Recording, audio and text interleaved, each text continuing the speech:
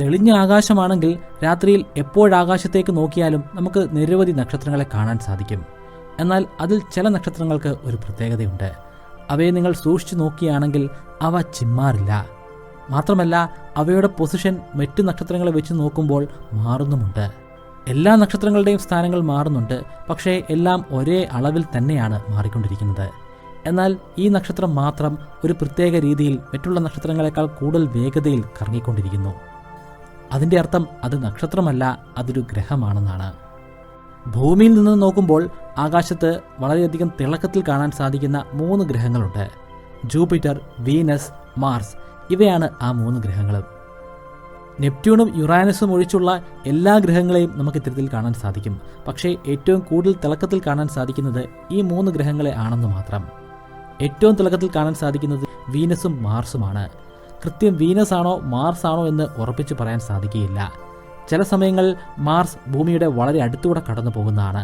ആ സമയങ്ങളിൽ മാർസിനെ ആയിരിക്കും ഏറ്റവും തിളക്കത്തിൽ കാണാൻ സാധിക്കുന്നത്. ബാക്കിയുള്ള എല്ലാ സമയങ്ങളിലും വീനസ് ആയിരിക്കും ഏറ്റവും തിളക്കത്തിൽ കാണുന്നത്. രാത്രിയിലെ ആകാശക്കാഴ്ചകൾ കണ്ടാസ്വദിക്കുന്ന നിരവധി ആളുകളുണ്ട്.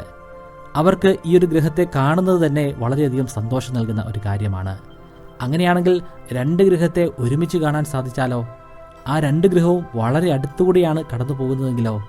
അവരെ സംബന്ധിച്ചിടത്തോളം അത് വളരെയധികം സന്തോഷകരമായ ഒരു വാർത്ത തന്നെയാണ്. എങ്കിൽ സന്തോഷിക്കാൻ തയ്യാറായിക്കൊള്ളൂ. അത്തരത്തിലുള്ളൊരു കാഴ്ച ഈ മാർച്ച് മാസം നമുക്ക് കാണാൻ സാധിക്കുന്നതാണ്. കഴിഞ്ഞ കുറച്ച് നാളുകളായി നമുക്ക് ആകാശത്ത് ജൂപ്പിറ്ററിനെയും വീനസിനെയും കാണാം.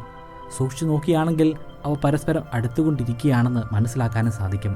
ഓരോ ദിവസം കഴിയും തോറും അതിൻ്റെ അടുപ്പം വർദ്ധിച്ചുകൊണ്ടിരിക്കുകയാണ്. അതതിൻ്റെ മൂർധന്യാവസ്ഥയിലേക്ക് എത്തിച്ചേരുന്നത് മാർച്ച് മാസത്തിലാണ്.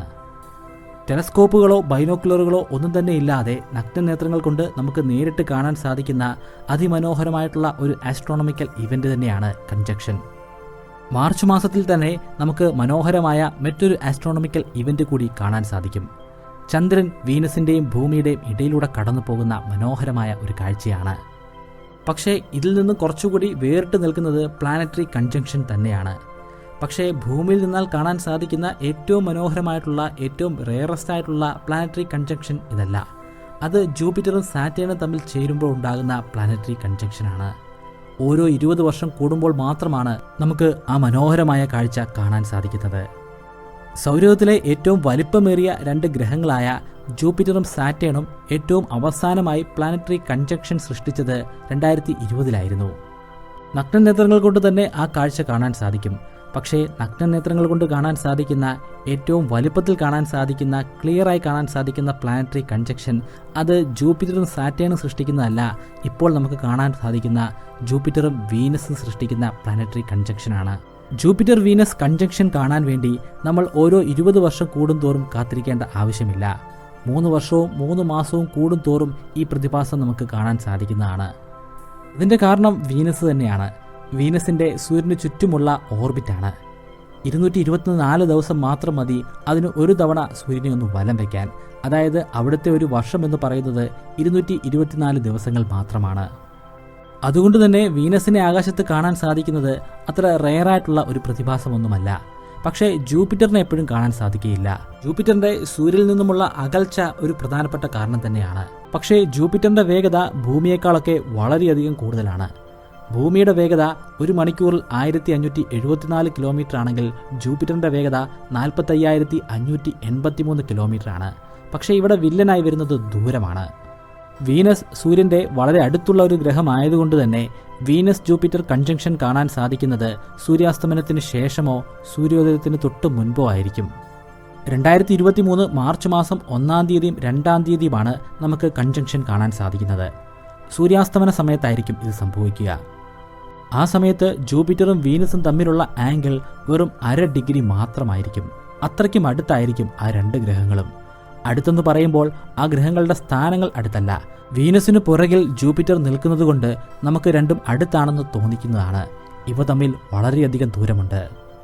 എപ്പോഴും നമുക്ക് കൃത്യമായിട്ടുള്ള ഒരു ദൂരം പറയാൻ സാധിക്കുകയില്ല. കാരണം എല്ലായ്പ്പോഴും ഇവ തമ്മിലുള്ള ദൂരം മാറിക്കൊണ്ടേയിരിക്കുകയാണ്. എന്നാലും ഒരു ശരാശരി കണക്ക് 63,15,81,000 കിലോമീറ്ററുകളാണ്. ഈ ഗ്രഹങ്ങളെ എത്രമാത്രം തിളക്കത്തിൽ കാണാൻ സാധിക്കുമെന്ന് നമുക്കൊന്ന് പരിശോധിച്ച് നോക്കാം. അതിനൊരു മാഗ്നിറ്റ്യൂഡ് ഇൻഡെക്സ് ഉണ്ട്.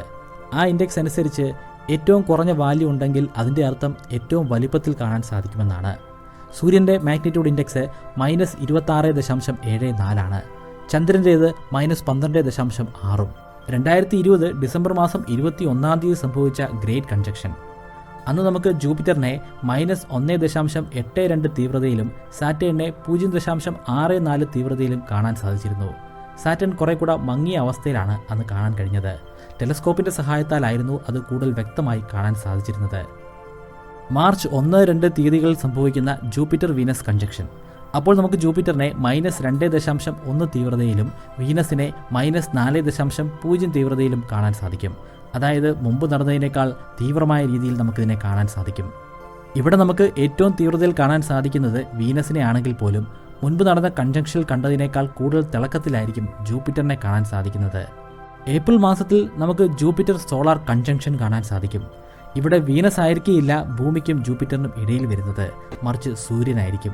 അതുകൊണ്ട് തന്നെ ജൂപ്പിറ്ററിനെ നമുക്ക് ഭൂമിയിൽ നിന്ന് നോക്കിയാൽ കാണാൻ സാധിക്കുകയില്ല. ഇത് കുറേ അധികം ആഴ്ചകളോളം നീണ്ടു നിൽക്കുന്നതാണ്. പക്ഷേ ഈ സമയങ്ങളിലൊക്കെ തന്നെ നമുക്ക് വീനസിനെ കാണാൻ സാധിക്കും. പ്രത്യേകിച്ചും സൂര്യാസ്തമനം നടക്കുന്ന സമയത്തായിരിക്കും കാണാൻ സാധിക്കുന്നത്. ഈ വർഷം തന്നെ ജൂൺ 21 ആകുമ്പോൾ ചന്ദ്രനെയും വീനസിനെയും മാർസിനെയും നമുക്ക് വൈകുന്നേരം വ്യക്തമായി ഒരുമിച്ച് കാണാൻ സാധിക്കും. ഒരു ലൈൻ വരച്ചാൽ എങ്ങനെയിരിക്കുമോ അതുപോലെ തന്നെയായിരിക്കും ആ കാഴ്ച കാണാൻ സാധിക്കുക. മാർച്ച് മാസം 24 തീയതി നമുക്ക് മറ്റൊരു ഇവന്റ് കൂടി കാണാൻ സാധിക്കും. വീനസിനും ഭൂമിക്കും ഇടയിലൂടെ ചന്ദ്രൻ കടന്നു പോകുന്ന ഒരു അവസരമാണ്. ആ സമയത്ത് വീനസിനെ മറയ്ക്കുന്ന ചന്ദ്രനെ നമുക്ക് ആകാശത്ത് കാണാൻ കഴിയും. ഭൂമിയിൽ എവിടെ നിന്നാലും ഇത് കാണാൻ സാധിക്കുകയില്ല, പക്ഷേ നമുക്ക് കാണാൻ സാധിക്കും. ഏഷ്യയിലും ആഫ്രിക്കയിലുമുള്ള ആളുകൾക്ക് ഇത് വ്യക്തമായി തന്നെ കാണാൻ കഴിയും. ഈ വർഷം സംഭവിക്കാൻ പോകുന്ന സൂര്യഗ്രഹണം ഉൾപ്പെടെയുള്ള ആസ്ട്രോണമിക്കൽ ഇവന്റുകളെക്കുറിച്ച് കൂടുതൽ അറിയാൻ താല്പര്യമുണ്ടെങ്കിൽ അതിൻ്റെ ഒരു വീഡിയോ നമ്മൾ നേരത്തെ ചെയ്തിട്ടുണ്ട്. അതിൻ്റെ ലിങ്ക് ഇവിടെ ഐ ബട്ടണിൽ കൊടുക്കുന്നുമുണ്ട്. ആസ്ട്രോണമി ആൻഡ് ആസ്ട്രോഫിസിക്സിൽ നമ്മളൊരു സർട്ടിഫിക്കേഷൻ കോഴ്സ് തുടങ്ങുകയാണ്. നമ്മുടെ തന്നെ സ്വന്തം വെബ്സൈറ്റിലായിരിക്കും കോഴ്സ് നടത്തുക. ഒരു ആസ്ട്രോഫിസിസിസ്റ്റ് ആകുന്നത് എങ്ങനെയാണെന്ന് ചോദിച്ച് നിരവധി ആളുകൾ എനിക്ക് ഇൻസ്റ്റാഗ്രാമിൽ മെസ്സേജ് ചെയ്യുന്നുണ്ട്. നിർഭാഗ്യവശാൽ നമ്മുടെ നാട്ടിൽ അതിനുവേണ്ട അടിസ്ഥാന കോഴ്സ് ഇല്ല. നിങ്ങളുടെ പഠനത്തിനൊപ്പം അല്ലെങ്കിൽ നിങ്ങളുടെ ജോലിക്കൊപ്പം തന്നെ കൊണ്ടുപോകാൻ സാധിക്കുന്ന രീതിയിലാകും ഓൺലൈൻ കോഴ്സ് ഡിസൈൻ ചെയ്യുക. ഓൺലൈനായി തന്നെ നടത്തുന്ന എക്സാമിൽ വിജയിക്കുന്നവർക്ക് സർട്ടിഫിക്കറ്റ് നൽകുന്നതുമാണ്. ആസ്ട്രോഫിസിക്സിൽ ഗവേഷണം നടത്തുന്ന ശാസ്ത്രജ്ഞന്മാർ നമ്മുടെ നാട്ടിൽ വളരെ കുറവാണ്. അതിനൊരു മാറ്റമാകട്ടെ ഈ കോഴ്സ്. എനിക്ക് ചെയ്യാൻ പറ്റുമെങ്കിൽ നിങ്ങൾക്കും ആസ്ട്രോഫിസിക്സിൽ PhD ചെയ്യാൻ സാധിക്കും. കോഴ്സിന് ആവശ്യമായിട്ടുള്ള വെബ്സൈറ്റും കോഴ്സിൻ്റെ സിലബസും ഇപ്പോൾ സെറ്റ് ചെയ്തുകൊണ്ടിരിക്കുകയാണ്. അധികം വൈകാതെ തന്നെ അത് ലോഞ്ച് ചെയ്യുന്നതുമാണ്. നിങ്ങൾക്ക് ഈ കോഴ്സിൻ്റെ ഭാഗമാകാൻ താല്പര്യമുണ്ടെങ്കിൽ താഴെ ഡിസ്ക്രിപ്ഷനിലും ഫസ്റ്റ് കമൻറ്റിലും കൊടുത്തിരിക്കുന്ന ലിങ്കിലെ ഫോം ഉപയോഗിച്ച് ഫിൽ ചെയ്യുക. നിങ്ങൾ നേരത്തെ തന്നെ ഈ ഫോം ഫില്ല് ചെയ്തിട്ടുണ്ടെങ്കിൽ അത് വീണ്ടും ഫിൽ ചെയ്യേണ്ട ആവശ്യമില്ല.